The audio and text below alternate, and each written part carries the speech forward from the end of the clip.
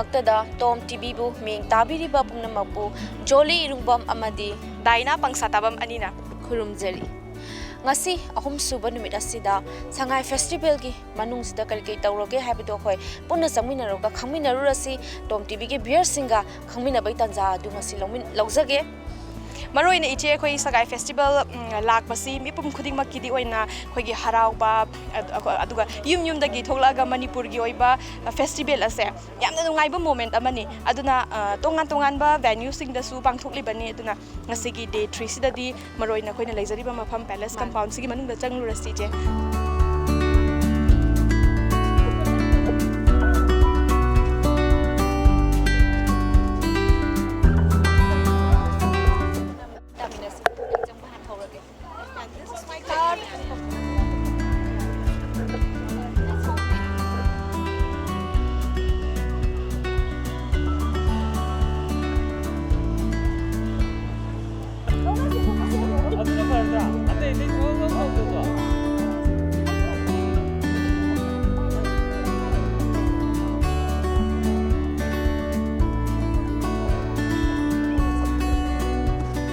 ngasi di mise nudin oibegira kailo khitang di tai hadubu nungda warim dadi chingani haina khanjai kaino da tung matik yam phase ubada yam yengning bam di dum phawri ba khoisu ado mayam ju soi soi dana yengning ba phawbiram gani haina khalli ado matam do nungda warim dadi hena chinbhengal kani haina thajai kai haina khangi daina Maroina ichi aigi mota di ko khoigi Sangai Festival si khoigi venue se tongan ba pham da sin ki basina maram oiraga haitare mana pamjaba sports sing sida chatkibana maram oiraga khoigi mi se takmani but anyway husek pung se round about 1:30 pung ama makhai rong khatani tari base duna nungdang oiram dadi hena nungai gadabani na aduga events ko icha tongan balai bani na so nungdang oiram dadi mi se hena lakadra hena asa takjei lakadoi ne soi soi dana adu khoi karom da hanu yengsige Tom TV gi mayam da hena nungai bas karam ba hana koina present tawsige mai kaisa ichi aigi mota di the Department of Tourism se khoi center da sulai ba ko so let's move in there Okay, yai sang se ko.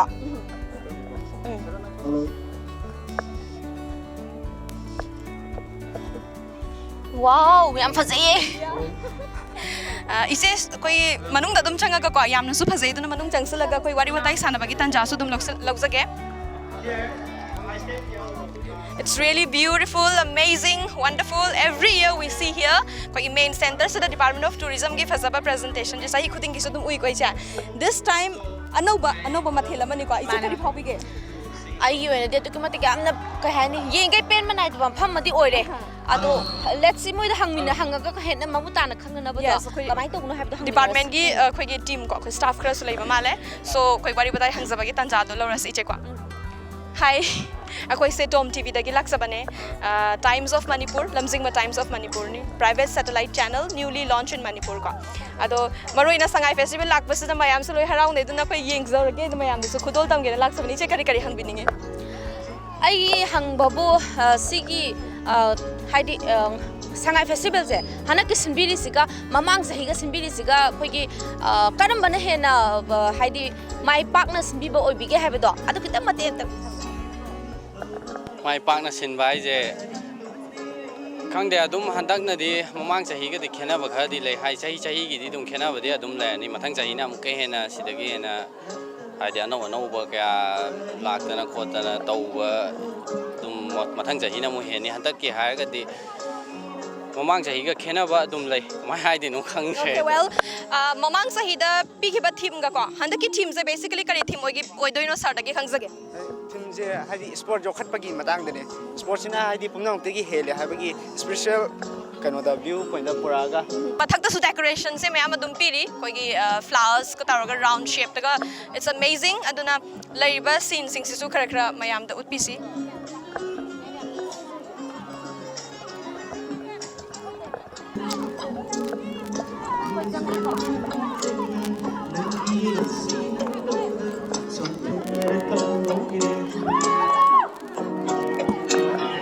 Okay, we see lots of students here. Ako'y satra sing isay susai. Mayam yung view. Ako'y satra sing isay ka sa agayam nung ay entertainment o program ni mayam na ubiri se. And it's okay. Okay.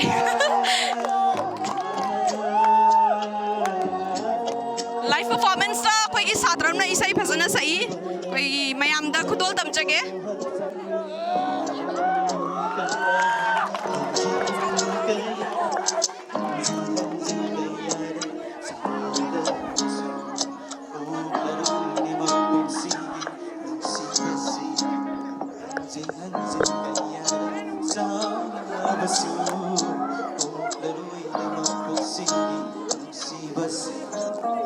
Kay school no St. Joseph's Higher Secondary School ka ming amadi class kya nom mayam dam thabiyo I class 2 ne I giving na Naisha Makas. Okay aduga huzi sai sakibada kari sai no koi phazana beginning dagi khanghau dreba ko am tak hai pe saksalo hai mayam come on Kusa ningi haiba haya ningi nasina haiba isai jige. Just feel free and sing it properly. Okay. I pabi lagi. Okay. 하얀 닝이 나친나 한진 펌다 난디에 디놈 시비니 더와이니 따닝 루데이나 거의 톰라와리싱 숨나 당긴 Wow, amazing. Well, akoigi St. Joseph ki students ngaktani library me se ko aduga maroina viewers na su ubikre akoigi isai present tokre and like they are budding talents ni budding the upcoming talent hai tare makoi aduna it's a big platform for youths hai tare maroina makoigi talents sing sa showcase tawna ba na achoba platform an ise ka happening. Hello brothers. Chingi nuko ko wari sanasi. Ako ma kadoroba loy makai school no. Sisi. St. Joseph Medium smart way no some the smart way dana. Ma mi gidi fazan tawe. Alo for anyway brother ni lag wari sanasi ko. Kai school no hadap ta habi ming. Sisi ne. Ming do. Wahang mom sadan. Amai thena mongan mamite. Class kya? 11 science. Class 11 science. Ado Sangai Festival se first time laira natraga hanma mangda lakpi khra. First time. Ado kari phaupi ke. Siam nuai. Yam nungai. Mamang sahi ga nak sahi ga khena ba thengna pi ro ba. Tak khara hen mom. Khena kha hela. Hoi la design gumba hai tara som sim je kha hen. Ado the school student kha di the performance to we ba. Noi tau da bra. Hoi ngasi ne tau de. Tau di tau gen khalle ba.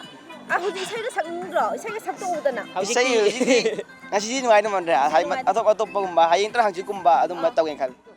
Well, what we see here is the Sangai Chef Season 1, the Taste of Manipur. Exactly, I know the Khangza de do Changza laga yeng minaru rasi mayam. It's really an amazing view. Koigi mathakta laiba roof kasi amawang tai. Koigi traditional loiba ama khakne koi usari se. Well, it looks like a food store.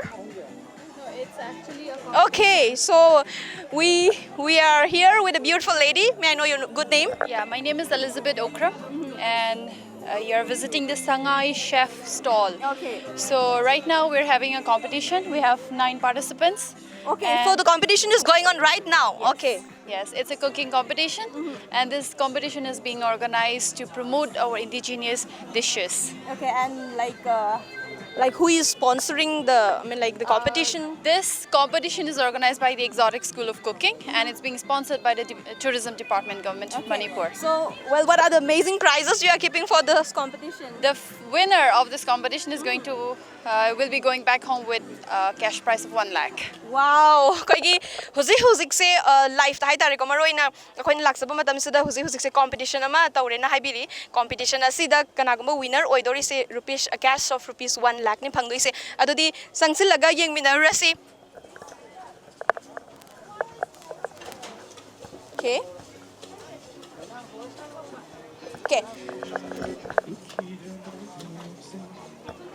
Okay, this is serial number, may I know? Are you given serial numbers for the competition? They have contestant numbers. Okay, contestants Today number. We're doing a bulk cooking. Okay. So they have been grouped into a group of 3. Okay, So this is a group one of 3. So huzik thongi ba se kaino haiba da su khangzarage. Well, yam kana su cook tawri ko. Ming amadi like sam khangzage. Your name, your good name? My good name Pem Yuan Hung Yo. I Langol de le. Okay. So huzik thongi se kari pot do kamai tawbo. Asigisi pot si akoi local da phangmane longpi dagi pot ne aduga huzik thongri sina chili powder aduga pork. Pork and chili powder. Yes. Okay. Okay, tawbiro ko ako yam kan na su cook tawri cook se phasan tawbiro and I wish you to be the winner of the competition. Okay, let's move inside manung damog contestants atay sulairi. Well, we have here the contestant number 1. Contestant number 1. Actually a judge. Okay, the judge. Okay, well, he's the judge. Hi, we are from Tom TV. Okay. Okay, so may I know your good name? Surchandra. Suchandra. Do maroy na competition sige matangda handak nakitang naubo male mamangi Sangai Festival di asigumba ude ko. Yeah. So what do you have to say about it? This is the first time in our season in the Sangai Festival. Our Manipuri authentic inhabitants, cuisine inhabit leriba, hoigi leriba, ma'am Manipur leriba, hoigi jimi tami ma'am leraga sida pangi ba ay maitai na kari thongi and then cookie na kari thongi tangkul na kari thongi have a pot si ma'am je akoi na phangba Manipur on oiba akoi on grown ingredients makai je puthoglaga akoi sida competition tawjabani haidi akoi authentic oiba pot sida adu mamangi de si tawde adu handak sina first time ni it's a big challenge for us also and for the organizers and everything so we did hopefully done very well so mayam ngarang first day second day loigra second day is the elimination ama tawgra then contestant lebadagi. Okay, interesting question. I'm not hagzading is the competition as see koigi like today is a day 3. So competition se nungtigi dum silira karmaina no mada kayara ka silino. No, it's when can say date 21 then 29 bau da tawgani Sangai Festival then date 30 is the prize distribution legani adu da when this da when chef sing je when no magi hogi magi tax lay some na da my mystery round bulk cooking adagi desserts making desserts je hogi cake no saba and anything sweet dishes thamba almana sum same maga magi marking ji matung na when elimination tawkani day by day okay one by one sum tawra sum tawkini pulap chatloi pulap deriba it should be the part of the Sangai Festival. Well, interesting. Ado competition sing se karam background mo se kamai taw na like basic kitang information pam se kamai taw na khandoi no kain ko koi judge taw bai mong hai tare. When present mainly when is a presentation, taste, authentic and then hygiene time limits is 2 hours. Okay, 2 hours. 2 hours. Thank you so much for joining us. It smells really good. Oh my god. Okay, next somda changsin ke is this contestant number 4? Contestant number 4 Obirabra? Yeah. Okay. This is the table of contestant number 4, but they are in groups. Yeah, we're doing today in group. So what are your groups? I mean. Yeah. Okay. Yes. So your good name first? My name is Endeavor. Okay. My name is Warchui. Right now, we have been given a task of cooking chicken and kang soy. So I myself am handling kang soy, and my friend over here, she and Ning Them Sana together they are handling the kang soy. So we are doing this together as a teamwork. Okay. And I'll be cooking chicken with bamboo shoot today. Chicken with bamboo is amazing. Viewers Otsi ka. Okay, si se kai no exactly kari kang soy oidora si se kai no. Kang soy oire kitang maigi makon kha yahol laga semi gravy oino handoin. Lois lagtora bra husik se kai se le rage. Hujik se just initial first 20 minutes hai tare. Yeah, are you hoping for the for this competition, are you hoping for the winner? Yeah, obviously, like as a participant, everybody hopes to win. So I'm here. Are you confident enough to be the winner? Yeah, just in good spirit, I'm here. Okay. All the best. All the best.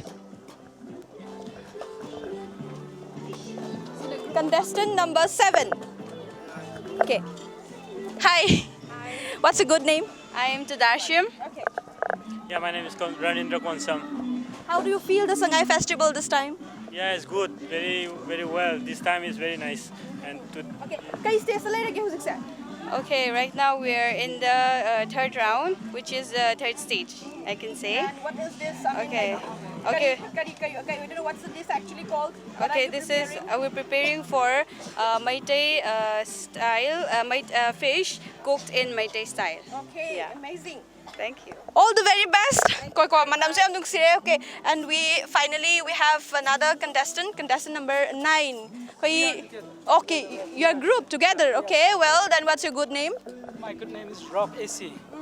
Kay nung sisi tabi na mising nga sa tao mali ko ay nga si kra tao ne si ekoi ki mitay nga thong ba thong ke daw ne adu da kra han na kra kitang tao thoga adu da magi mahi si ha ba muk thong gen taw adu mamangi khoi gi Sangai Festival 2017 da dis maina khoi gi Sangai chef na mai siliba pot se uzade do probably this is going to be the first time aduna kari phaubi gi khoi gi participants ama oina ko ꯁꯤꯗ ꯁꯨꯝ ꯑꯩꯈꯣꯏꯒꯤ ꯏꯔꯝꯗ ꯍꯧꯔꯛꯂꯤꯕ ꯅꯍꯥꯁꯤꯡꯗ art ꯑꯃꯒꯤ platform ꯑꯃꯅꯤ ꯍꯥꯏꯅ ꯈꯪꯖꯩ ꯑꯗꯨ ꯁꯤꯒꯨꯝꯕ ꯄ꯭ꯂꯦꯠꯐꯣꯝ ꯐꯪꯍꯟꯕꯁꯤ ꯌꯥꯝꯅ nungaijay. Onion, garlic, and bamboo shoot. The only herb I'll be using here, only spices I'll be using here is turmeric and chili powder. And I'll be adding the brown chicken into the spice mix. So the brown chicken has been fried before?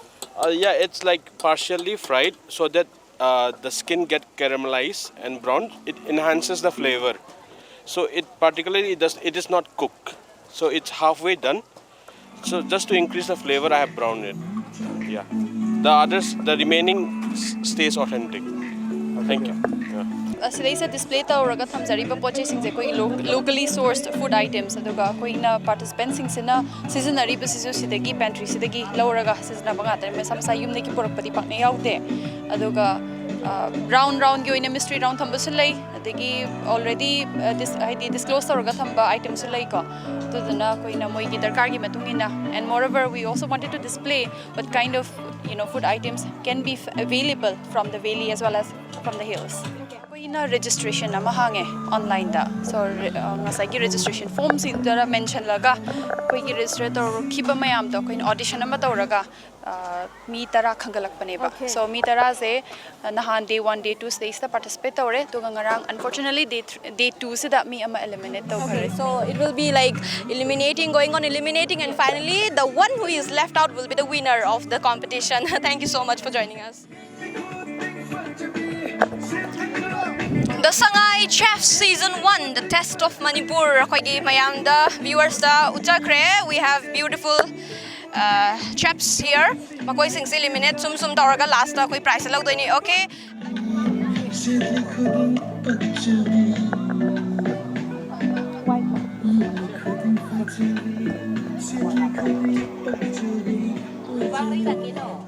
This is really an interesting stall. Lariba stall asi okay book donation ko. Koi maroi na koi books ngakta ne hi. Akoi Tom TV dagi laksabane. Ming amadi koi kai no haiblo stall gi matang to handa. Okay, I give ming Hokkien Roline lapam. I give lepam na live na kai dagi ni. Ado akoi na hangsari stall je Sangai Library haraga. Si Sangai Library je koi gi koi concept of library makhalamani. Se koi tungga lakada library vision namani ko. Ada hoji library daga tari je koi books an daga tai ba. Na books an collection tar matungda koi government da appeal tawraga library masakat ning bi bakhalon. Okay, yam phasaba theme amani ko. Maroi na koi ngasi day 3 sigi phawbada books donations donators kya mukadi lak. Donators ti are about 15 donators mungila. Ada like tadi around 50 mukti dum suzar. Okay. Aduga maroi na koi gi mi sing se dum lak padu ya dum yaman enthusiastic oina dum bibi brak brak kamai. Feeding oi halle moi ju am ore. Ada yamna positive oi bako. Adu dum. Adu mamangi jahi da so dum hang bi khibra handak na han oidira. Handak 2018 da hamba launch tawa sign. Okay. Ado ngasi day 3 phawbagi manung sida koi gi crowd se kamaina di kari film da. Okay, first day da di koi gi opening kha leibagi kharang mi khara dum lae ko. Second day da di yang ngarang am kan lak but still ngarang around 10 kil 5 fung tilai. Ado ngasi di ayuk angan bidagi horaga dum donation ja fajanan tawire ngasi di. Public da koi gi laktiba kanggo hai tare ko laktiba viewers sing da kai ga having. Okay. Book donation tawbase akhoi gi larik ta akhoi gi thawai am hapane. Yumda lariba larik khudingma akhoi yam maroi ba larik ngaktani adubu akhoi ne sizinnadragadi magi mathok su leite adna akhoi ne pass on tawraga atopa like paning ba mda akhoi ne pass on tawraga lai sing se mu khoina collect tawbudo adu khutong chap to lawjage na.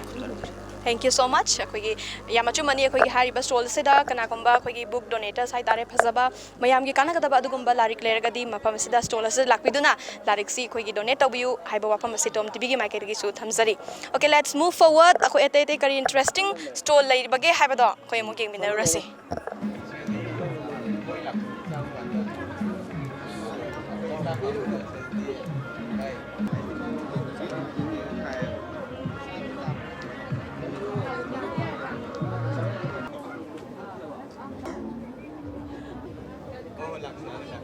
Hello sir, hello ma'am, hello hi.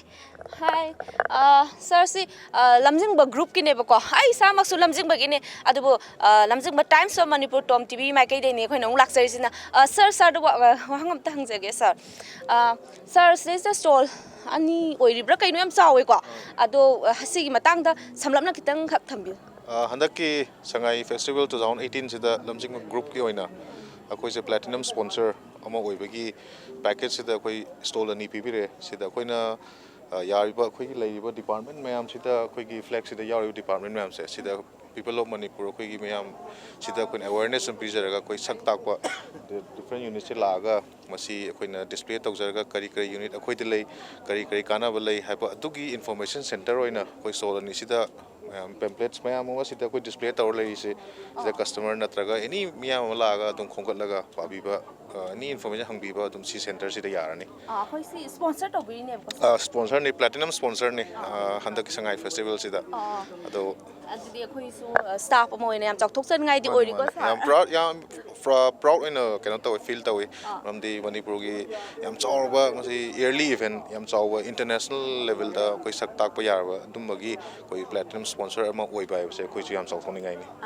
adu thank you sir mayam dam jasage sir hoi dana he hangjage sir hoi kina kari karamba kamai tau da se gi stall sida ko Sangai Festival yeng ba lakpiri ba sing pham da kana ba se kari no pibi do no phangan do no ha ba se kha tham yes hoi akoi gina lamjingbagi jewelry department ki oina represent tawjare ado jewelry do huju pi se akoi gi market pinariba price ta gi har dum akoi gi department sina khar dum hanthana dum pijare haidi market rate ta lai du gi adum handharni haitare ado akoi gi pisak pikna saving tawraga hayeng sana se yam chauna phangba yabi khudong chaw su pi kaino hadi Manipur se lai rabi state ni na sana je kutak ta lai ra si gi habsi thoina ngamna de aduna akoi khudam moina tham da lupa chama tungchen laga ma jina sahi manga tang tungchen jaraga hari bul pal sing kunthra jina sana san nipan phangba yabagi lambi su leire lupa lising ama gi sina tungchen sahi tungchen tar di lupa sing trai thoi tarni ado sahi manga tungchen tar di lupa sing humpu tare humpu jina sanai ngak tane ba aduga khoi Tom TV bo yeng biri ba sing gi mafam da haining je Sangai Festival sida laga akup amano sing je se se laga he na khangmin na ba khudong chap je lo bi usine ba hoi maina hai tare thank you sir thank you next one to lakse ko sir ai sir hogi na kari kamaina karamba haidi khudong chaba se karamba no pibi doi se kari no sa tawiri se habido sir samla pa kitang haipigera sir kitang hago pibi agara sir okay then akoi ki sa madam akoi ki je agro gi oina leija bane akoi department lamjing badai tar ado koi nga machin chak hai tare pits the floating kansuna loina phang ai tare cha changki kudong sa baje amuke hena kudong sa phang ai tare ado Tom TV yeng biri ba mayam sida kai haininge ai dis da lakpiraga kai haininge du hatta praja mayam farmer mayam da hajaning badi koi gi lamjing ba agrona praja da kudong sa baje sida la ga khaning ai tare amuke hena mamuta khaning ai tare palam da leiba akoigi iraipak macha singnasu adum masigi akoigi lamdam sida kari pau leiri kari anau aba leiri Manipur da kai dauri haibagi adugumba mayam su adum akoigi Tom TV gi Tom TV gi keno khutang dagi yengba phangbiragani aduga akoigi tonganba oina TV gi natabida akoigi print media newspaper gi su akoi atu matamda cover si fongaga miyangi seba tawba hauba ngamjaragani atuba matamda akoi gi team lamjingba group ki makada team koigi Times of Manipur gi team na kanna honari aduga koigi ngasigi Sangai Festival ja koigi lamjingba group ki makada pullaga stall asida phamaga mayamda koigi di nauri banina koina pamphlet kumba khra yenthokpa adagi si tawraga koigi customer siga koigi channel amadi newspaper gi kaino si promotional activities se khra tawjabani lamjingba finance ki represent taw lakjabane ngarang gangasi yeno dinga sina khar di hele mi silakpa to hanna ge naro di hantak si yam handai mi su ka su ka hena lakte yam kana circulate taw ngamde ji pogi nati ado hadi like se sigi kanosna stall hangbasna kyamu yamna kana gadage dikhan ge just like expectations se kamai like kana gani habdi housing ma kana draga su loram dai di dum mi lakne khale housing ma kyo ne di ham kana di laktri aduga koi gi ꯐꯥꯏꯅꯥꯟꯁꯀꯤ ꯑꯣꯏꯅ ꯑꯩꯈꯣꯏꯅ ꯊꯥꯖꯔꯤꯕ ꯂꯣꯟ ꯃꯌꯥꯝꯁꯤꯁꯨ mainly promotion ꯇꯧꯕ ꯂꯥꯛꯆꯕꯅꯦ ꯑꯗꯣ ꯂꯣꯏꯔꯝꯗꯥꯏꯗꯗꯤ ꯁꯣꯏꯗꯅ ꯀꯩꯅꯣ ꯇꯧꯅꯤ ꯈꯜꯂꯦ ꯍꯧꯖꯤꯛꯃꯛꯀꯤꯗꯤ ꯑꯣꯏꯅꯗꯤ ꯃꯤ ꯌꯥꯝ ꯇꯣꯏꯅ ꯂꯥꯛꯇꯦ ꯇꯥꯏꯝꯁ ꯑꯣꯐ ꯃꯅꯤꯄꯨꯔ ꯑꯁꯝꯕꯤꯗ ꯇꯣꯝ ꯍꯥꯏꯅ ꯈꯪꯅꯕ ꯑꯩꯈꯣꯏ ꯍꯟꯗꯛꯇ ꯅꯧꯅ 2 ꯑꯣꯛꯇꯣꯕꯔꯗ ꯂꯣꯟꯆ ꯇꯧꯔꯒ ꯑꯩꯈꯣꯏꯒꯤ ꯇꯤꯚꯤ ꯁꯦꯛꯁꯟꯒꯤ ꯑꯣꯏꯅ ꯏꯂꯦꯛꯇ꯭ꯔꯣꯅꯤꯛꯁ ꯃꯦꯗꯤꯌꯥꯒꯤ ꯑꯣꯏꯅ ꯂꯣꯟꯆ ꯇꯧꯔꯒ ꯑꯩꯈꯣꯏ ꯌꯨꯇ꯭ꯌꯨꯕꯀꯨꯝꯕ ꯑꯗꯒꯤ ꯐꯦꯁꯕꯨꯛꯇ ꯂꯥꯏꯚ ꯄꯤꯔꯒ ꯑꯇꯣꯞꯄ ꯇꯥꯇꯥ ꯁ꯭ꯀꯥꯏꯒꯨꯝꯕ ꯇꯤꯛꯁ ꯇꯤꯚꯤꯒ ꯈꯨꯠꯁꯝꯅꯔꯒ ꯑꯩꯈꯣꯏꯒꯤ ꯆꯦꯅꯦꯜꯁꯦ ꯃꯅꯤꯄꯨꯔꯗ ꯏꯍꯥꯟ ꯍꯥꯟꯕ ꯁꯦꯇꯦꯂꯥꯏꯠ ꯆꯦꯅꯦꯜ ꯑꯃ ꯑꯣꯏꯅ Happy Sangai Festival 2018.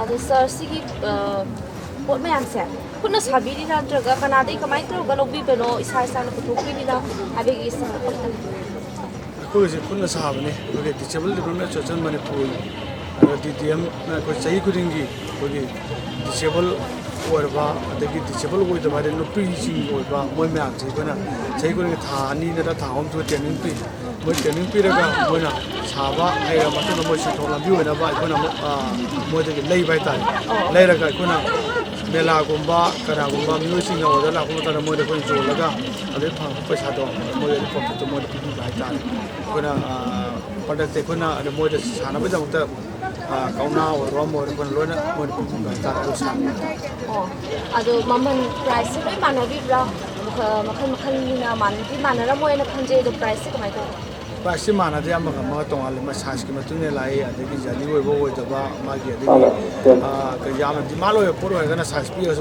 ꯑꯗꯨꯝ ꯋꯥꯔꯦ ꯗꯤꯃꯥꯟ ꯑꯣꯏꯗꯕꯅ ꯈꯔ ꯑꯗꯨꯝ ꯅꯦꯝꯃꯦ ꯍꯥꯏꯇꯥꯔꯦ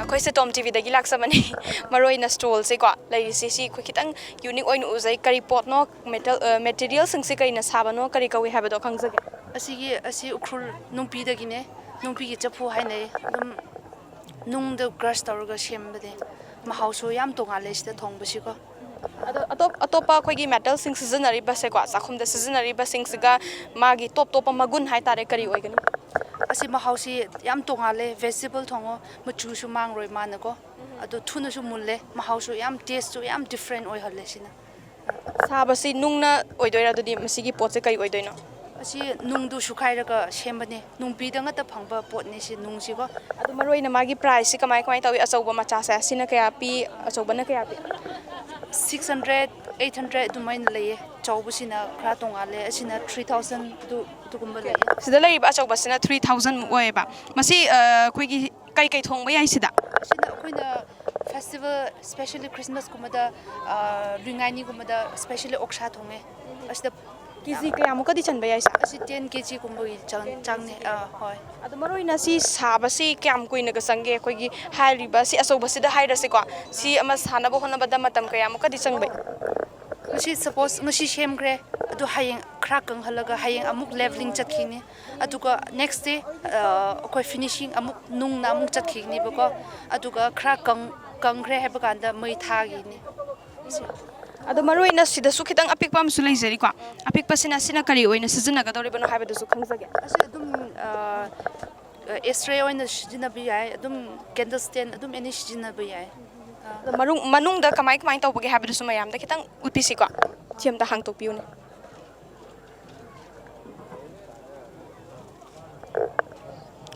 koi chapu sing si asauba masa mana pambagi matung ina kwa thongba si koi injang khak thongbagi wari ra natraga chak su kai su loi thongba ya bra chak su thongba yai mahau si tonga le chakna chak su thongba du maning da lei ba koi yalaga lei ba posna kai oi doina dormet kumba oi doira okay ise hoi da mu hangjarage kwa maning da yali ba se kai kai oi doino ise amtang hangjage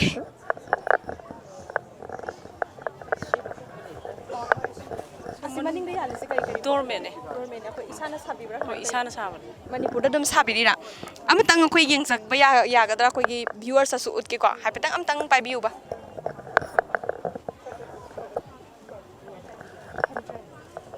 koi tongan ba design da mana pamba mawong dani sari se kari pot na sadoi no aduga maman na kamai tawi habdo ichena thambiu ne sutalina sajab lonjabane kosina numit kya ni gade sangi si sabasa fazala lola nong da noida maman kaya lagi ni ichen husik pai biri basa si pasani yang kai kitang yolida kaya muka di sit kharge ngasi numi nu humni sure kwa kaya muka di yon khra bage ba ani mukti yo mi se khra wana lak pura wana lai handak da hambo in store phambi boy bra hambane ipot yam na yon biro kwa sangai festival enjoy to biro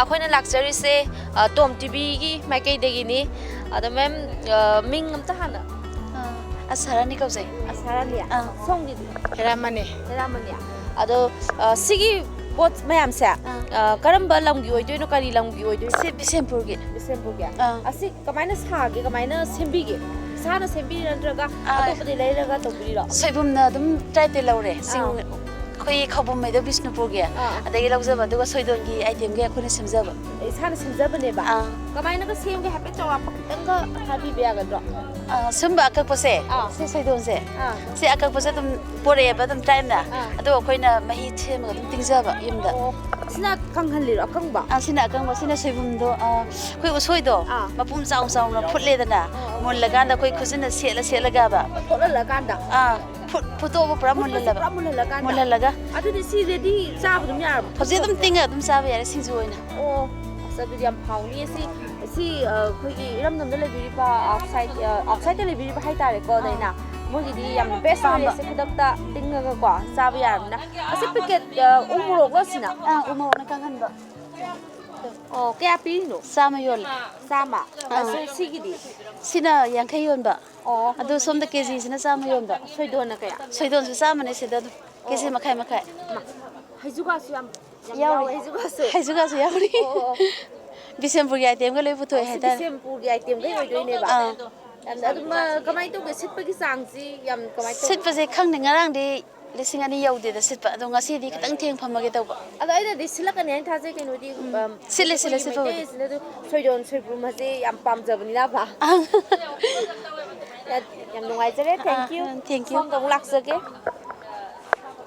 ꯁꯤ ꯁꯥꯔꯤꯕ ꯃꯌꯥꯝꯁꯦ ꯏꯁꯥꯅ ꯁꯥꯕꯤꯔꯤꯕ꯭ꯔꯥ ꯀꯃꯥꯏꯅ ꯇꯧꯕꯤꯔꯤꯕ꯭ꯔꯥ ꯏꯁꯥꯅ ꯁꯥꯕꯅꯦ ꯑꯗꯨꯕꯨ ꯁꯥꯕ ꯅꯪꯗꯕ ꯈꯔꯗꯤ ꯃꯤꯉꯣꯟꯗꯩ ꯂꯧꯖꯔꯦ ꯁꯥꯕꯒꯤ ꯑꯁꯩꯁꯤꯗ ꯃꯆꯥꯛꯁꯨ ꯂꯩꯖꯔꯦ ꯀꯩ ꯄꯣꯠꯅ ꯁꯥꯕꯤꯔꯤꯅꯣ ꯁꯤ ꯂꯣꯉꯥꯒꯨꯝꯕ ꯎꯏꯒꯨꯝꯕ ꯑꯗꯒꯤꯗꯤ ꯑꯩꯈꯣꯏꯒꯤ ꯎꯅꯥꯟꯒꯨꯝꯕ ꯃꯣꯏꯁꯤꯅ ꯁꯥꯏ ꯑꯣ ꯁꯤ ꯌꯥꯝ ꯐꯖꯩ ꯁꯤ ꯀꯩ ꯍꯥꯏꯗꯣꯏꯅꯣ ꯁꯤꯁꯦ ꯐꯨꯠ ꯀꯩꯅꯣ ꯑꯣ ꯍꯥꯞꯅꯕꯅꯦꯕ ꯍꯩ ꯔꯥ ꯍꯥꯞꯅꯕꯅꯦ ꯍꯩ ꯔꯥ ꯍꯥꯞꯅꯕꯅꯦ ꯑꯩꯈꯣꯏꯒꯤ ꯌꯥꯝ ꯐꯖꯅ ꯁꯥꯕꯤꯌꯦꯁꯦ ꯗꯥꯏꯅꯥ ꯐꯖꯗ꯭ꯔꯣ ꯐꯖꯩ ꯏꯆꯦ ꯑꯩꯈꯣꯏ ꯅꯦꯆꯔꯒꯤ ꯄꯣꯠꯊꯣꯛꯅ ꯁꯥꯕꯅꯦ ꯍꯥꯏꯇꯥꯔꯦꯀꯣ ꯌꯥꯝ ꯐꯖꯩ ꯑꯗꯣ ꯗꯥꯏꯅꯥ ꯀꯩ ꯌꯥꯝ ꯐꯖꯩ ꯌꯦꯡꯒꯦ ꯅꯨꯄꯤꯒꯤ ꯀꯥꯟꯅꯒꯗꯕ ꯃꯥꯜꯂꯦꯀꯣ ꯀꯥꯟꯅꯒꯗꯕ ꯂꯤꯛꯀꯣꯜ ꯑꯗꯒꯤ ꯆꯥꯏꯗꯅ ꯊꯝꯒꯗꯕ ꯃꯌꯥꯝꯗꯣ ꯍꯥꯞꯆꯜꯂꯒ ꯃꯐꯝ ꯆꯥꯅ ꯊꯝꯕꯩ ꯋꯥꯅꯤ ꯂꯣꯏ ꯌꯥꯔꯦꯕ ꯂꯣꯏ ꯌꯥꯝ ꯌꯥꯔꯦ ꯐꯖꯩ ꯃꯃꯟꯗꯤ ꯀꯌꯥ ꯂꯩꯕꯤꯒꯦ 210 ꯂꯩ ꯗꯥꯏꯅꯥ ꯑꯗꯨ ꯑꯝꯇ ꯂꯥꯝꯕꯤꯌꯨꯕ ꯑꯆꯧꯕꯗꯨꯒ ꯃꯆꯥꯗꯨꯒꯗꯤ ꯁꯤ ꯌꯥꯝ ꯃꯃꯜ ꯐꯖꯩ ꯌꯥꯝ ꯊꯤ ꯐꯖꯩꯌꯦ ꯁꯤ ꯀꯅꯥꯅ ꯁꯥꯕꯤꯔꯤꯅꯣ ꯁꯤꯕꯣ ꯑꯗꯨ ꯑꯩꯈꯣꯏ ꯑꯣꯖꯥꯁꯤꯡꯅ ꯇꯧꯔꯒ ꯑꯣꯖꯥꯁꯤꯡꯗꯨꯒ ꯄꯨꯟꯅ ꯁꯥꯃꯤꯟꯅꯕꯅꯦ ꯌꯦꯡꯕꯤꯌꯨ ꯃꯌꯥꯝ ꯌꯥꯝ ꯊꯤꯅ ꯐꯖꯩ ꯎꯕꯗ ꯌꯥꯝꯅ ꯅꯨꯡꯁꯤꯕ ꯑꯗꯒꯤ ꯍꯥꯏꯅꯤ ꯑꯩꯈꯣꯏꯒꯤ ꯄꯨꯛꯅꯤꯡ ꯍꯨꯅꯤꯡꯉꯥꯏ ꯑꯣꯏꯕ ꯄꯣꯠꯁꯛ ꯑꯃ ꯑꯣꯏꯌꯦ ꯌꯥꯝ ꯌꯦꯡꯕꯗ ꯌꯥꯝ ꯅꯨꯡꯉꯥꯏ ꯑꯗꯣ ꯁꯤ ꯃꯃꯜꯗꯤ ꯀꯌꯥ ꯄꯤꯕꯤꯒꯦ 380 ꯄꯤ 380 ꯗꯥꯏꯅꯥ ꯁꯤ 380 ꯄꯤ ꯃꯌꯥꯝꯅ ꯑꯝꯇ ꯁꯣ ꯇꯧꯕꯤꯌꯨ ꯌꯥꯝ ꯐꯖꯩꯌꯦ ꯁꯉꯥꯏ ꯐꯦꯁꯇꯤꯚꯦꯜꯒꯁꯨ ꯌꯥꯝꯅ ꯊꯤꯝ ꯑꯣꯏꯕꯀꯣ ꯑꯗꯨꯒꯤ ꯌꯥꯝ ꯐꯖꯕ ꯄꯣꯠꯅꯤ ꯌꯥꯝ ꯃꯔꯨ ꯑꯣꯏꯕ ꯉꯁꯤ ꯁꯉꯥꯏ ꯐꯦꯁꯇꯤꯚꯦꯜꯒ ꯌꯥꯝ ꯅꯛꯅꯕ ꯄꯣꯠꯁꯛ ꯑꯃꯅꯤ ꯀꯣ ꯃꯥꯅꯤ ꯏꯆꯦ ꯑꯗꯨꯒ ꯃꯔꯨꯑꯣꯏꯅ ꯁꯤꯗ ꯏꯆꯦ ꯕꯦꯒ ꯑꯃꯁꯨ ꯎꯖꯩꯀꯣ ꯑꯩꯈꯣꯏꯒꯤ ꯁꯤꯒꯤ ꯕꯦꯒꯁꯦ ꯑꯗꯨꯗ ꯂꯩꯔꯤꯁꯦ ꯁꯤꯁꯦ ꯃꯔꯨꯑꯣꯏꯅ ꯑꯩꯈꯣꯏꯒꯤ ꯏꯌꯔꯔꯤꯡꯁꯀꯨꯝꯕ ꯍꯥꯞꯄꯗ ꯌꯥꯝꯅ ꯀꯥꯟꯅꯒꯗꯕ ꯃꯥꯜꯂꯦ ꯑꯩꯅ ꯁꯨꯝ ꯈꯟꯖꯕꯗ ꯕꯦꯕꯤ ꯄꯤꯡꯁꯦ ꯑꯩꯅꯁꯨ ꯌꯥꯝ ꯄꯥꯝꯕ ꯀꯂꯔꯅꯦ ꯁꯤ ꯌꯥꯝ ꯐꯖꯩ ꯏꯆꯦꯒ ꯆꯥꯟꯅꯕ ꯀꯂꯔ ꯑꯃ ꯈꯜꯂꯁꯦꯀꯣ ꯑꯗꯨꯒ ꯃꯌꯥꯝꯗꯁꯨ ꯎꯠꯂꯁꯦ ꯏꯆꯦꯒꯤ ꯀꯂꯔꯒꯁꯨ ꯆꯥꯟꯅꯕꯀꯣ ꯁꯤꯅ ꯑꯩꯈꯣꯏ ꯃꯅꯨꯡꯁꯨ ꯎꯞꯄꯤꯁꯦ ꯁꯨꯃꯥꯏꯅ ꯂꯩꯔꯦ ꯍꯥꯡꯕꯒꯤ ꯃꯑꯣꯡꯁꯤ ꯁꯨꯃꯥꯏꯅ ꯑꯩꯈꯣꯏ ꯖꯨꯋꯦꯂꯔꯤ ꯑꯥꯏꯇꯦꯝꯁꯀꯨꯝꯕꯁꯨ ꯑꯗꯨꯝ ꯍꯥꯞꯄ ꯌꯥꯒꯅꯤ ꯁꯣ ꯃꯃꯜ ꯀꯌꯥ ꯂꯩꯒꯦ ꯁꯤꯁꯦ 200 ꯂꯩ ꯑꯣꯀꯦ ꯏꯆꯦ ꯃꯃꯜ ꯍꯥꯏꯕꯤꯌꯣ ꯚ꯭ꯌꯨꯋꯔꯁꯇ 200 ꯈꯛꯇꯅꯤ ꯃꯌꯥꯝ ꯁꯣꯏꯗꯅ ꯃꯁꯤ ꯌꯥꯝ ꯐꯖꯩ ꯌꯦꯡꯕ ꯂꯥꯛꯄꯤꯔꯒ ꯁꯤ ꯂꯩꯕꯤꯌꯣ ꯌꯥꯝ ꯐꯖꯩ and those clips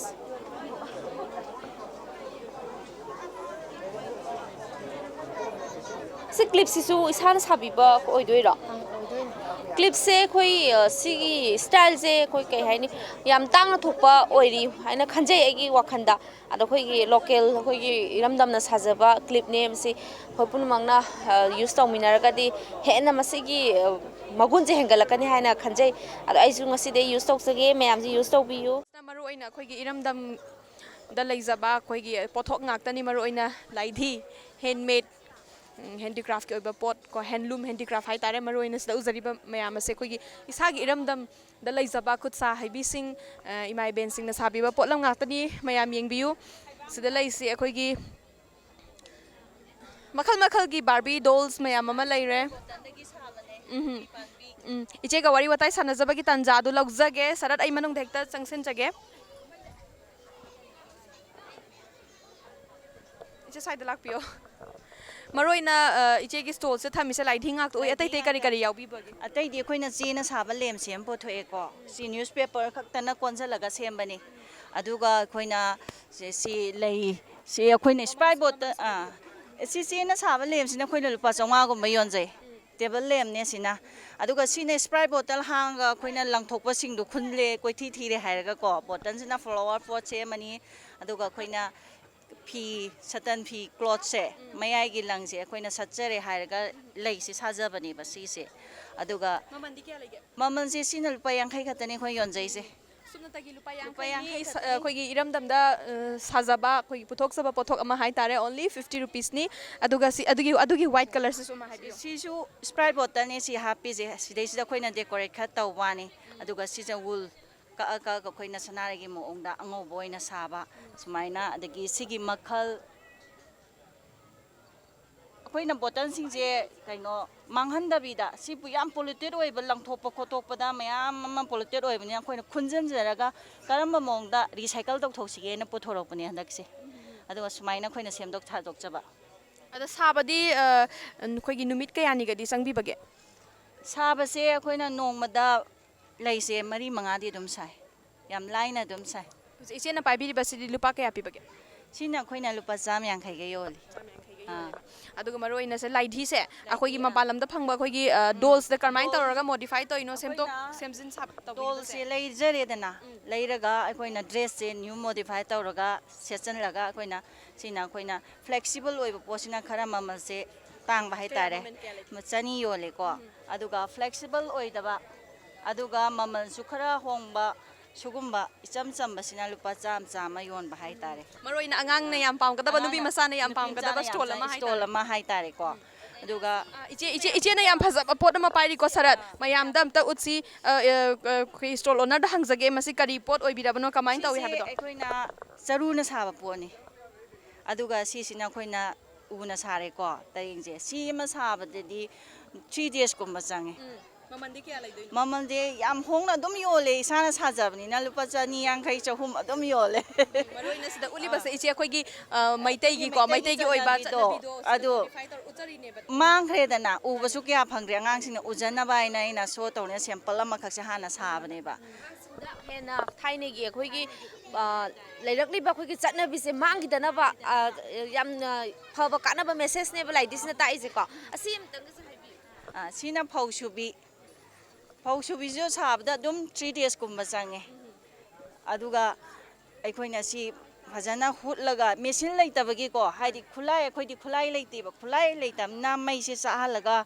ꯍꯨꯠꯂꯒ ꯌꯣꯠ ꯃꯆꯤꯟ ꯇꯨꯝꯕ ꯑꯃ ꯃꯩꯁꯦ ꯇꯧꯔꯒ ꯍꯨꯠꯂꯒ ꯁꯦꯝꯖꯕꯅꯦꯕ ꯈꯨꯠꯂꯥꯏꯒ ꯂꯩꯔꯗꯤ ꯌꯥꯝ ꯐꯖꯅ ꯁꯥꯒꯗꯕ ꯖꯥꯠꯅꯤ ꯑꯗꯣ ꯏꯆꯦ ꯁꯤ ꯁꯥꯕꯁꯦ ꯇꯤꯝ ꯑꯣꯏꯅ ꯋꯥꯔꯛꯁꯦ ꯇꯧꯕ꯭ꯔꯥ ꯀꯃꯥꯏꯅ ꯇꯧꯋꯦ ꯏꯇꯣꯝꯗ ꯌꯨꯝꯗ ꯃꯤꯡ ꯑꯃꯗꯤ ꯂꯩꯐꯝ ꯈꯪꯖꯒꯦ ꯑꯩꯒꯤ ꯂꯩꯐꯝꯁꯦ ꯀꯩꯅꯣꯅꯦ ꯂꯨꯀ꯭ꯔꯥꯝ ꯂꯩꯔꯛ ꯄꯥꯔꯠ 3ꯅꯦꯕꯀꯣ FCI ꯒꯣꯗꯥꯝꯗꯣ ꯌꯧꯋꯤ ꯁꯦꯟꯖꯔꯁꯦꯛꯀꯤ ꯍꯦꯠ ꯑꯣꯄꯣꯖꯤꯠꯇ ꯍꯥꯏꯇꯥꯔꯦ ꯑꯁꯤꯗ ꯁꯥꯖꯕꯅꯤ ꯌꯥꯝ ꯅꯨꯡꯉꯥꯏꯖꯩ ꯑꯗꯨꯒ ꯃꯔꯨꯑꯣꯏꯅ ꯂꯦꯝꯁꯨ ꯂꯩꯔꯦ ꯁꯤꯗ ꯌꯥꯝꯅ ꯐꯖꯕ ꯂꯥꯏꯙꯤ ꯑꯆꯧꯕ ꯑꯃ ꯂꯩꯁꯦ ꯃꯃꯜ ꯀꯌꯥ ꯂꯩꯒꯦ ꯏꯁꯥꯅ ꯁꯥꯕꯤꯕ꯭ꯔꯥ ꯍꯥꯏꯕꯗꯣ ꯑꯝꯇꯪ ꯍꯥꯏꯕꯤꯌꯨ ꯁꯤꯁꯨ ꯏꯁꯥꯅ ꯁꯥꯖꯕ ꯂꯥꯏꯙꯤꯅꯤ ꯁꯤꯁꯦ ꯑꯗꯨꯒ ꯁꯤ ꯆꯦꯅꯤ ꯃꯅꯨꯡꯗ ꯌꯥꯎꯔꯤꯁꯤꯅ ꯑꯗꯣ ꯃꯈꯣꯡꯁꯦ ꯑꯩꯈꯣꯏꯅ ꯁ꯭ꯇꯦꯜ ꯑꯣꯏꯅ ꯋꯥ ꯃꯀꯛ ꯍꯥꯞꯆꯩ ꯍꯥꯏꯗꯤ ꯂꯦꯞꯄ ꯉꯝꯅꯤꯡꯉꯥꯏ ꯑꯗꯨꯒ ꯁꯤꯁꯨ ꯁꯥꯕꯗ ꯑꯗꯨꯝ 1 week ꯑꯗꯨꯝ ꯆꯪꯉꯦ ꯁꯨꯃꯥꯏꯅ ꯃꯈꯨꯠ ꯁꯦꯝꯗꯅ ꯈꯣꯠꯇꯅ ꯇꯧꯔꯒ ꯃꯃꯜꯗꯤ ꯌꯥꯝ ꯍꯣꯡꯉꯦ ꯁꯤꯁꯨ ꯂꯨꯄꯥ 300 ꯁꯣꯜꯂꯤꯀꯣ ꯑꯗꯨ 150 ꯑꯗꯨꯝ ꯊꯥꯗꯣꯛꯑꯦ ꯌꯥꯝ ꯐꯖꯩꯌꯦ ꯂꯥꯏꯙꯤ ꯎꯔꯛꯄꯁꯤꯗ ꯏꯆꯦ ꯑꯗꯨꯒ ꯑꯃꯗꯤ ꯁꯔꯠꯀꯣ ꯑꯩꯗꯤ ꯑꯉꯥꯡ ꯑꯣꯏꯔꯤꯉꯩꯒꯤ ꯄꯨꯟꯁꯤꯗꯣ ꯅꯤꯡꯁꯤꯡꯉꯛꯑꯦ ꯃꯥꯅꯦ ꯂꯥꯏꯙꯤ ꯑꯁꯤꯗꯕꯨ ꯑꯉꯥꯡ ꯑꯍꯟꯗꯤ ꯈꯥꯏꯗꯦ ꯑꯩꯈꯣꯏꯁꯨ ꯑꯗꯨꯝ ꯄꯥꯝꯕ ꯐꯥꯎꯋꯦ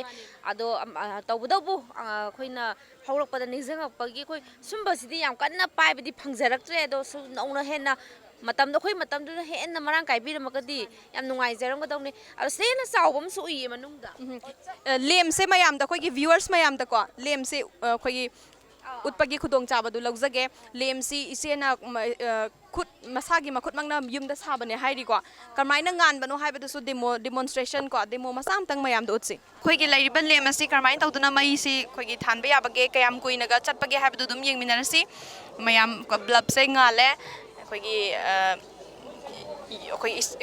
ꯏꯁꯥꯒꯤ ꯑꯣꯏꯕ ꯏꯔꯝꯗꯝꯗ ꯄꯨꯊꯣꯛꯆꯕ ꯑꯗꯨꯒꯨꯝꯕ ꯄ꯭ꯔꯗꯛ ꯑꯃꯅꯤ ꯄꯣꯠꯂꯝ ꯑꯃꯅꯤ ꯍꯥꯏꯇꯥꯔꯦ ꯈꯕꯔꯁꯤꯡꯁꯦ ꯃꯥꯡꯕꯒꯤ ꯃꯍꯨꯠꯇ ꯑꯩꯈꯣꯏꯅ ꯈꯕꯔꯁꯦ ꯀꯣꯝꯁꯤꯟꯖꯔꯦꯀꯣ ꯈꯕꯔꯁꯦ ꯑꯩꯈꯣꯏꯅ ꯄꯦꯜ ꯑꯃ ꯇꯧꯔꯒ ꯐꯖꯅ ꯄꯤꯛꯅ ꯇꯥꯁꯜꯂ ꯃꯇꯨꯡꯗ ꯒꯝ ꯇꯧꯔ ꯂꯣꯏ ꯅꯞꯄꯅꯤ ꯁꯤ ꯈꯕꯔ ꯉꯥꯛꯇꯅꯤ ꯑꯗꯨꯒ ꯃꯊꯛꯇ ꯔꯪ ꯄꯦꯟ ꯇꯧꯕ ꯍꯥꯏꯇꯥꯔꯦ ꯈꯕꯔꯁꯤ ꯎꯗꯅꯤꯡꯉꯥꯏ ꯑꯗꯨꯃꯥꯏꯅ ꯇꯧꯔꯒ ꯁꯥꯖꯕ ꯍꯥꯏꯇꯥꯔꯦ ꯍꯥꯏꯗꯤ ꯃꯌꯥꯝꯁꯦ ꯈꯕꯔꯁꯦ ꯑꯗꯨꯝ ꯃꯥꯡꯍꯜꯂꯦꯕ ꯑꯅꯝꯕꯅ ꯃꯥꯡꯗꯅꯕ ꯄꯣꯠꯁꯦ ꯑꯩꯈꯣꯏꯅ ꯔꯤꯁꯥꯏꯀꯜ ꯇꯧꯊꯣꯔꯛꯄ ꯍꯥꯏꯇꯥꯔꯦ ꯃꯔꯨꯑꯣꯏꯅ ꯑꯩꯈꯣꯏꯒꯤ ꯋꯦꯁ ꯑꯣꯏꯒꯗꯕ ꯄꯣꯠꯁꯤ ꯂꯪꯊꯣꯛꯇꯕꯤꯗ ꯑꯩꯈꯣꯏ ꯀꯥꯟꯅꯕ ꯄꯣꯠꯇ ꯔꯤꯁꯥꯏꯀꯜ ꯇꯧꯕ ꯑꯗꯨꯒꯨꯝꯕ ꯀꯩꯅꯣ ꯄ꯭ꯔꯗꯛꯁ ꯉꯥꯛꯇꯅꯤ ꯍꯥꯏꯇꯥꯔꯦꯀꯣ ꯂꯩꯔꯤꯕ ꯐ꯭ꯂꯥꯋꯔ ꯄꯣꯠꯁ ꯑꯣꯏꯔꯣ ꯑꯗꯒꯤ ꯂꯦꯝꯞ ꯑꯣꯏꯔꯣ ꯑꯩꯈꯣꯏꯅ ꯄꯣꯂꯨꯁꯟꯒꯤ ꯆꯥꯡꯁ ꯑꯗꯨꯛꯀꯤ ꯃꯇꯤꯛ ꯋꯥꯡꯕꯅꯤꯅ ꯑꯩꯈꯣꯏꯅ ꯀꯔꯝꯍꯥꯏꯅ ꯇꯧꯔꯒ ꯔꯤꯌꯨꯁ ꯇꯧꯔꯒ ꯄꯣꯠꯂꯝꯁꯤꯡꯁꯤ ꯁꯤꯖꯤꯟꯅꯒꯗꯒꯦ ꯍꯥꯏꯕꯒꯤ ꯌꯥꯝꯅ ꯐꯖꯕ ꯋꯥꯈꯜꯂꯣꯟꯗ ꯑꯩꯈꯣꯏꯒꯤ ꯌꯥꯝ ꯇꯦꯂꯦꯟꯇꯦꯠ ꯑꯣꯏꯔꯕ ꯏꯆꯦ ꯑꯃꯅꯤ ꯍꯧꯖꯤꯛ ꯎꯅꯖꯈꯤꯕꯗꯨ ꯃꯌꯥꯝꯗ ꯈꯨꯗꯣꯜ ꯇꯝꯖꯈꯤꯕꯗꯨ ꯁꯤꯅ ꯆꯥꯛꯍꯥꯎꯒꯤ ꯂꯗꯨ ꯍꯥꯏꯌꯦ ꯁꯤ ꯆꯥꯛꯍꯥꯎꯒꯤ ꯂꯗꯨ ꯑꯗꯒꯤ ꯑꯩꯈꯣꯏꯒꯤ ꯁꯤꯁꯨ ꯆꯥꯛꯍꯥꯎ ꯉꯥꯛꯇꯒꯤ ꯄ꯭ꯔꯗꯛ ꯉꯥꯛꯇ ꯑꯣꯏꯔ ꯃꯥꯜꯂꯦ ꯋꯥꯇꯤꯟ ꯆꯥꯛꯍꯥꯎꯒꯤ ꯋꯥꯇꯤꯟ ꯁꯤꯁꯨ ꯆꯥꯛꯍꯥꯎꯒꯤ ꯂꯗꯨ ꯁꯤꯅꯤ ꯆꯥꯛꯍꯥꯎꯒꯤ ꯆꯦꯡ ꯁꯤ ꯀꯔꯤ ꯁꯤꯅ ꯃꯁꯔꯨꯝꯒꯤ ꯁꯤꯠ ꯍꯥꯏꯇꯥꯔꯦ ꯃꯔꯨ ꯁꯤꯅ ꯊꯥꯒꯗꯧꯅꯦꯕꯀꯣ ꯁꯤꯅ ꯊꯥꯒꯗꯧꯕ ꯑꯁꯤ ꯆꯥꯛꯍꯥꯎ ꯉꯥꯛꯇꯔꯣ ꯁꯦꯝꯕꯤꯔꯤ ꯑꯇꯩꯁꯤꯡꯁꯤ ꯃꯌꯥꯝꯁꯦ ꯆꯥꯛꯍꯥꯎ ꯉꯥꯛꯇꯅꯤ ꯁꯤꯅ ꯃꯁꯔꯨꯝꯒꯤ ꯉꯥꯛꯇꯅꯤ ꯁꯤꯗꯤ ꯁꯤꯅ ꯆꯥꯛꯍꯥꯎꯒꯤ ꯄꯥꯎꯗꯔ ꯑꯁꯤꯗꯤ ꯄꯥꯎꯗꯔ ꯍꯥꯏꯁꯦ ꯑꯗꯨꯝ ꯆꯥꯕ Kamain tawraga chahaugi powder sina samai ngaktani machan chingche semi product chingche simana han tawraga asi sing sidagi si khagi grinder da tak thok charaga saba product ngaktane ba si chahaugi sapo chingche sina chahaugi kupsu sina chahaugi ladu sina chahaugi biscuit chahaugi biscuit sondale sina chahaugi chahaugi watin sina chahaugi bujia sina chahaugi bujia chahaugi hai sina sam sar pa tan na item se mayam sembi bane ba item kya muka sembi ge item si sana dum puthoin khoi yai da ma ham si tran pan sana tran pan bhaudi sana dum puthok chare chahaugi boni dei chahaugi kaino ni ati ningki ni hai tare chahaugi ningki ni na soi da na yam haurong gani na khale chahau se yam hau bani na chahau tan isa da su yam kana yam soi ba sang su pha ba ado diabetes patient da su chahau se yam kana hai kana ne da sum ta jai ko ado si chahau ki product yam mai ko ki du na makhal mathing sembi bise ko du na su yam nungai jai makha ta su matung kai item photo ko ya bagi ha khanbi ra ko aha ha ba dum photo pi ra thank you hoi sina koloi ni sina ko jang kai ni ki ibla man na ko thau su da ka mai na su ha ba ki mai ni ko sai ta ni ko adu ni ke no ta ko do mang da na ba mang de su pa bu su he na angang sin khala ni si da abu ki traditional dress ki he na ma ko da thang na ba ki tanja pi da mating am chau ma bang da ba lai bi sin hai na ka je matang sai sai na supplement tang ko da wa phama na Manipur da lei ba ima event sing si khutsa haiba aduki matik lai talent what te haiba wa phama si su thamjage isi kwa iche khoi ngasigi day 3 asida tongan ba stall sing hai tare maru oina khoi gi lariba mafam sida palace compound sida kwa sangzaru re tongan ba stall se yam bani na khoi ngasi makti loi cover taw bangam dre kwa aduna iche kamain taw sige khoi hayeng so mung laksira nungti gi phaja ba singkha khangat jarga mayam da khudol soinap ki tamjage ngasi gi oina di tom tv bu meng tabir ba puna mak da gi kaina na ba ya thang lok sage thank you